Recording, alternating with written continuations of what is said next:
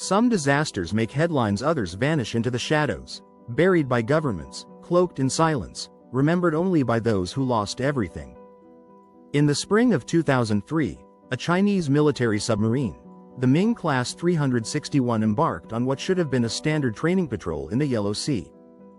Days later, it was discovered silently drifting. When investigators boarded the vessel, they were met with a chilling sight. All 70 crew members were dead.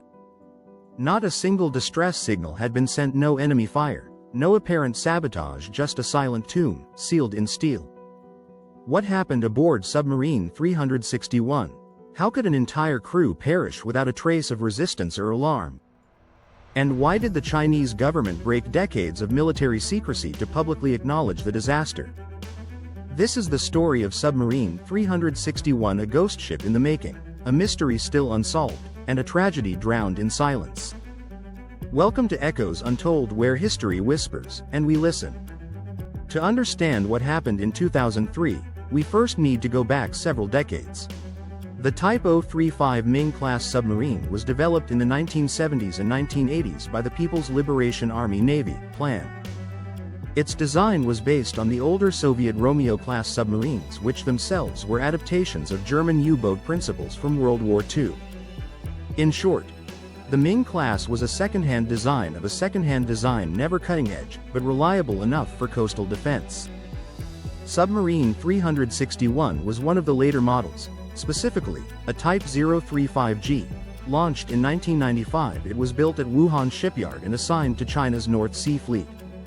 It was a diesel-electric attack submarine, meaning it used diesel engines to recharge its batteries and then ran silently on electric power when submerged. These subs were never meant to match American or Russian nuclear submarines. They were instead meant to patrol China's near seas, gather intelligence, and test training readiness. 361 had one primary mission on that fateful day: simulate stealth operations in the Yellow Sea. But what started as a training drill would end as one of the deadliest peacetime submarine disasters in Chinese history.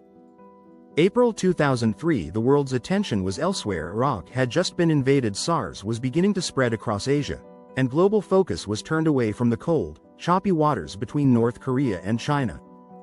It was during this global distraction that Submarine 361 left port, reportedly under the command of Captain Cheng Fuming, a veteran officer with years of experience. For days, no one suspected anything was wrong. Silence is expected from submarines. After all, the absence of noise is a sign of success. But silence that continues too long becomes suspect. After nearly 10 days without communication, plan officials grew uneasy. There were no sonar pings, no location confirmations, no status checks. Finally, on April 25, surveillance aircraft spotted 361 floating near the surface, not submerged, not responsive. A rescue and inspection team was dispatched. What they found has since become the stuff of nightmares. All 70 crew members were dead. They were still at their stations, some seated at control consoles. They had, it seemed, simply stopped. The vessel was towed to port in Yantai, in Shandong province, where naval officers sealed it off and began internal investigations. The world still knew nothing. Then, something astonishing happened. On May 2, 2003, the Chinese government issued a formal announcement via Xinhua, the state news agency. Even more unusual, the statement listed the names of the dead and acknowledged the failure in operational procedures. Analysts believe it may have been a combination of public pressure, global intelligence awareness, and a desire to demonstrate a new image of accountability under recently appointed President Hu Jintao. But even so, the official statement was vague. A mechanical failure had caused the accident. No further details. The silence, once again, descended. Military analysts and former submariners began piecing together their own theories. The most widely accepted? Hypoxia caused by a diesel engine running while submerged. Here's how that would work. Submarines like 361 use snorkels, pipes that stick just above the surface to bring in air while the vessel remains hidden below. If the snorkel valve malfunctions or remains open while the sub is too deep, it can start drawing in air from the submarine's internal atmosphere instead of the surface. The diesel engines then consume all the oxygen inside the sealed vessel, leaving the crew to suffocate quietly. Carbon monoxide may also have built up, accelerating death and causing unconsciousness. This theory explains the eerie calm among the dead. No emergency surfaces. No escape attempts. They likely didn't even realize they were dying. Behind the scenes, the incident triggered massive political consequences. Within weeks of the public announcement, high-ranking military officials were dismissed. China's submarine program, once seen as a slow but steady force, had suffered a major reputational wound. Following the disaster, China launched a quiet but intense overhaul of its naval safety protocols. Inspections were increased, new training modules introduced fail-safes for engine and snorkel systems. And most significantly, China accelerated its shift toward nuclear-powered submarines, safer in some ways, and far more advanced. Submarine 361 may have died as part of an aging fleet, but its sacrifice helped push the modernization of the plan into overdrive. The story of Submarine 361 serves as a haunting metaphor, not just for technological failure, but for the cost of secrecy.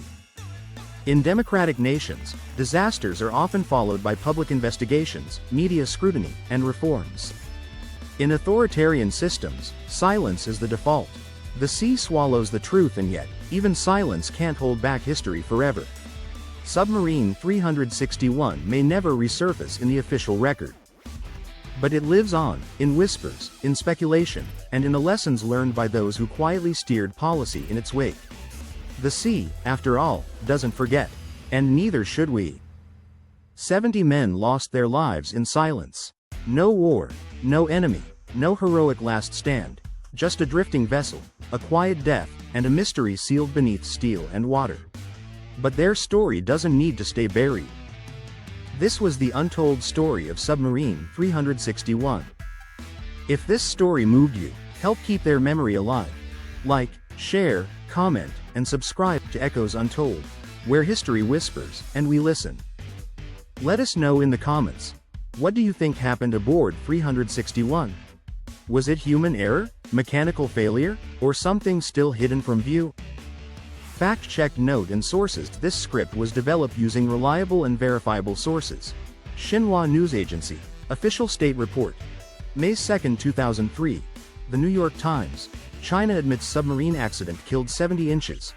May 3, 2003. BBC News. China reveals submarine disaster. May 2, 2003. GlobalSecurity.org. Analysis of Type 035 Ming-class submarines. Jane's Defense Weekly, 2003-2004 editions U.S. Naval War College Review, 2004, Plan Modernization and Risk Patterns.